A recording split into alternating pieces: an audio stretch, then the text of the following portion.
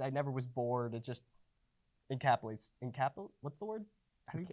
I'm not sure what you're going for. Encapsulates you? Surprises you. Surprises you. I'm Holds just gonna you. go with that. Yeah, okay. I'll look it up after and be like, that's what that means. Yeah.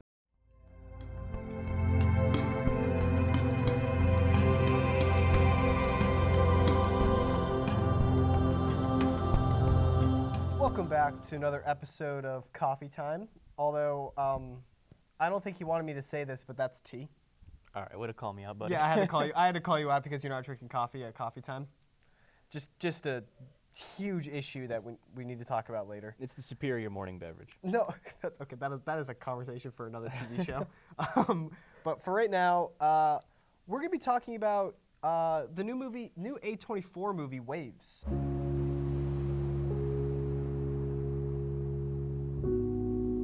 Which actually got an early screening too. And just really quickly, the plot summary is, it's about I'm trying to think of the best way. I don't want to talk too much about this movie. Because there's a lot to this movie that you want to kind of get as you go. Yeah, I don't want to spoil it for what the trailer does, but I guess this is about it's about a high school kid named Tyler, Yep. and how his dad pushes him to become the best wrestler. Right. And that is what I want to say this movie is about. For sure, yeah. No, I think that's a great way of describing without kind of going too far into the details. Yes. Because the details are what make this movie as enjoyable as it was for me. Because Yeah. I thought it was a great time. This movie is, and I gotta be honest, A24, I always watch their movies and I'm always like, wow, that's great. Yeah, I But go into I'm never it. like loving them. I'm always like, wow, that's really great. It's like The Lighthouse. Right. I'm never in love with it, but I'm always like, dang, that's a really good movie. This was different for me.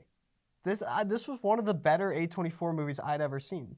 Usually, like, my two favorites are probably The Disaster Artist and Hereditary.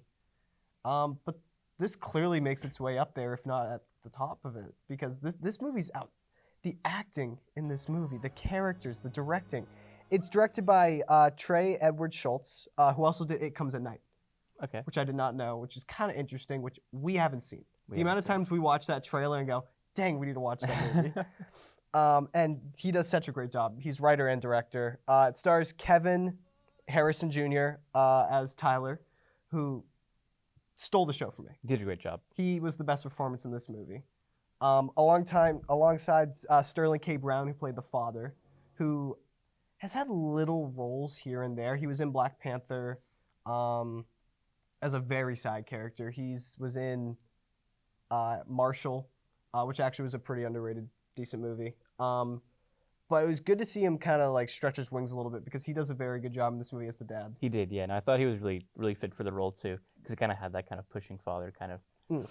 He did a great job. He did. And then the last credit I want to give is the cinematographer was to Drew Daniels, my bad, who also did It Comes at Night and also does the HBO show Euphoria. Oh, Euphoria. I haven't seen that yet. Yeah, in my editing class, we watched the first scene, and it was actually really good. So I was like, I've heard a lot. But yeah, no, I've heard a lot about it. I haven't seen it yet either. It's kind of sad. Usually we'll talk about things and be like, oh yeah, I've seen that. And you're always like, I haven't, but this is the case where we haven't seen either of these.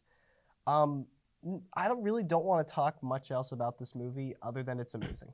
It is great, and I think the visuals are stunning, and the entire movie just, it's best to describe it as an experience, because you notice a lot of things going through this movie that the sound design is great. One of my favorites was there's this scene that involves sprinklers, and when the sprinklers would go over it, it sounded like waves wishing, and I was like, that's just cool. There was a lot of great sound designs. They would constantly mix things from the real world and kind of put them into the soundtrack and into the actual kind of just like actual songs where they put into the music, and just did a great job with mixing all that together. This is definitely one of the best movies of the year. Personally, one of my favorite A24 movies, and I really wasn't expecting it. I wouldn't say it's one of my favorite. All of them are like top of the charts for me. Yeah, no, this is much more your type of movie. Yeah, but I would say Lighthouse was more enjoyable for me than I than knew you Waves. were gonna say that. I like this movie a lot better. But it's up there. It's pretty close. I'm trying to think. This movie was just jaw dropping for me. Like I kind of just sat there, and some scenes my jaw would drop. There's a point in the movie where the aspect ratio changes. I did not catch that. Which part was that? Yeah. Big spoiler if I said that. And then out of nowhere it goes back, and I didn't notice when it switched back. But the aspect ratio changes for a little bit and then goes back, and I was like, huh, all right. I guess I must have missed that. It's focusing too much on the colors. Yeah, right. I would give this movie a 10 out of 10. 10 out of 10. I'd go for a 7 out of 10. I guess You're I usually pretty harsh. You're harder grader than I am. If I can Yeah. like sit down and this movie just completely like this movie's pacing is perfect. I never was bored. It just encapsulates. What's the word? How do you, I'm not sure what you're going for. encapsulates you? Surprises you. Surprising. I'm Holds just gonna you. go with that. Yeah, okay. I'll look it up after and be like, that's what that means. Yeah. But it was such a great movie. But Well, wasn't so great. it was something I'm shocked it didn't take long. I'm not that shocked it didn't take longer for us to talk about this.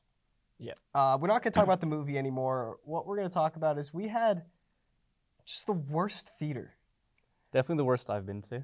I've been to worse. Yeah, I know you've experienced quite a few. War for the Planet of the Apes. When I saw that opening night, I've never been so mad in a movie in my life. Great movie, and the theater I was in was awful. There's someone who just started talking on the phone. That's crazy to me. Imagine, like I'm just sitting there. I paid a ticket. I Yeah. just want to watch this movie, and some guys in the back, yo, what's up? No, I'm not busy.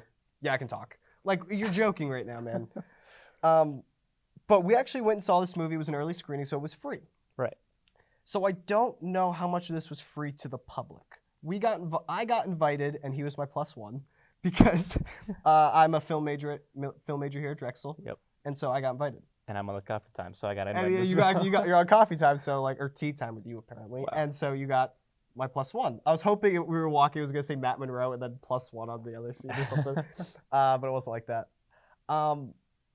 But there's a scene in this movie where you're watching this couple deteriorate basically. Yeah. They're in the car. It's this intense scene. They're yelling at each other over something that it's really like a hard thing to handle. It's pretty daunting. Like it's a problem a lot of people probably have experienced or kind of know about or have seen just happen in their life. And it's a really sad thing to watch happen, and our theater was just laughing. Yeah, and I'm not sure at what. I don't know either. Especially hearing people talk, they all loved the movie, and they thought it was really sad, and it did a great job of just invoking every emotion possible, but they were laughing at any scene possible. Like every time there was like, I don't even know what the joke was. Or there's this scene that involves texting. Yeah. That again was this really heartbreaking scene, and also a very well done scene with 21st century relationships and how that might go about with like through text and communication like that. And they're laughing their butt off. Yeah. And I almost turned to you and just went, what are they laughing at? I don't get it. It took a lot of willpower to keep sitting there and just trying to focus on the movie. Yeah, no, I just kept being like, okay, just block them out. You're enjoying the movie, Matt. Just stop it. Don't worry about it. No, it's okay in a movie. If like you're sitting there and there's an intense scene and you're going like this and you're like, oh my God. Yeah. Like you can do that. Or if I lean over and whisper something like, oh, that's like, that is fine. Yeah. I'm even okay if you're on your phone and your brightness is turned down all the way and you're hiding it. Because you're not enjoying the movie, just do that. Yeah. Okay, that's fine. If you're on your phone full brightness and you're like this, yeah, okay, maybe that's a problem. Yeah, like I'm not gonna force people to sit there and go through a movie if they don't enjoy it, but you gotta realize people paid money or got an opportunity to see a movie, and you're ruining for them. You're just ruining someone else's movie experience, which is like a sin. Yeah, and It's a terrible thing to do. Since everyone's laughing, no one's really ruining except for us two, because everyone's just kind of laughing. Everyone's enjoying themselves. Like, what is happening right now? We were also next to the Aw Girls, as I like to call them. Lucas Hedgings is in this movie, who does an outstanding job. And when he came on screen, one girl decided to go, oh my God, it's Lucas Hedgings, and then blow him a kiss at the screen. I saw that, yeah. And I'm just like, why? Why did you have to do that? That was so unnecessary. Especially, this is an A24 movie, so people have probably seen other A24 movies and kind of know him at that point. Right. It's redundant to just kind of blow a kiss at the guy and call, oh, it's Lucas Hedgings, by the way, He was such a great actor, and he does such a great job in this movie, and I couldn't believe it. I mean, like I've sat through movies before, Midsummer. We both saw that together. Yeah. there is a very elongated sex scene in that movie. Yeah. That I don't know what I was supposed to react to it, but clearly bursting out laughing wasn't the right reaction to have in that moment in a theater. Yeah. And I remember sitting there in that theater, I was like, oh, this is so annoying. Yeah, no, that scene was done really beautifully too. Really well done. And I had the same thing with Hereditary. The third act of Hereditary, people were bursting out laughing. Really? Yeah, and I didn't watch that in theaters. Lucky. So. I was like, really? I remember when I watched it at home again, or I watched it with you for the second time again. I was like, okay, this is better. Like I get to watch this in peace. But no, I remember I was like, I was going to see a movie and the Conjuring trailer, when the Conjuring was first coming out back in 2013. And I saw the trailer in theaters. There was one dude who was sitting there just going, oh my God. Oh my God. Oh my God. Dude, I can't do these. Oh my God. And I'm like, what are you doing? Like, do you really have to be saying this out loud at a movie theater, man? Like, we're all just trying to enjoy this trailer. Yeah, and this is my first time really reacting to a rowdy crowd like this, because I don't really see movies too often in theaters, as much as you do. Yeah, I mean, I don't. What? And I can't say I'm not one to have done this before. I went and saw Avengers Endgame opening night. There is a scene that I'm not going to spoil for anyone who hasn't seen it, if you haven't seen it yet, where Captain America does this really awesome, cool thing in the final battle. I screamed.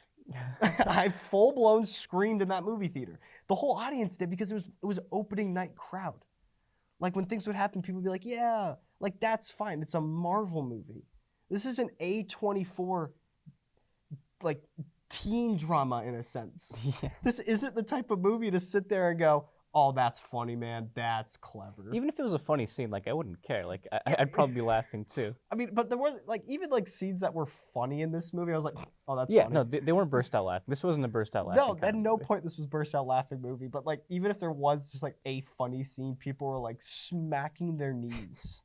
Like cartoonish style smacking their knees. I mean, anytime Lucas Hedges was on screen, they would start burst out laughing, no matter what he was doing, whether it was waving serious high or doing not, whatever. or like they would just laugh. They just start laughing. It's like, why? Why is this funny?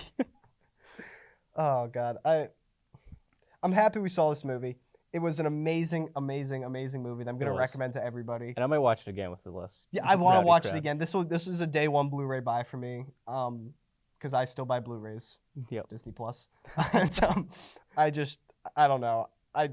Sometimes going to movie theaters, I'm always like, I understand why people just watch it at home now. Yeah. Although I love going to the movies. It's so sad. But that is our review / rants. / PSA, I guess. For Waves. Amazing movie. Terrible audience. Terrible. And yeah, I recommend it. And when it comes out, go see it 'cause it's amazing. It is really good. Definitely recommend it.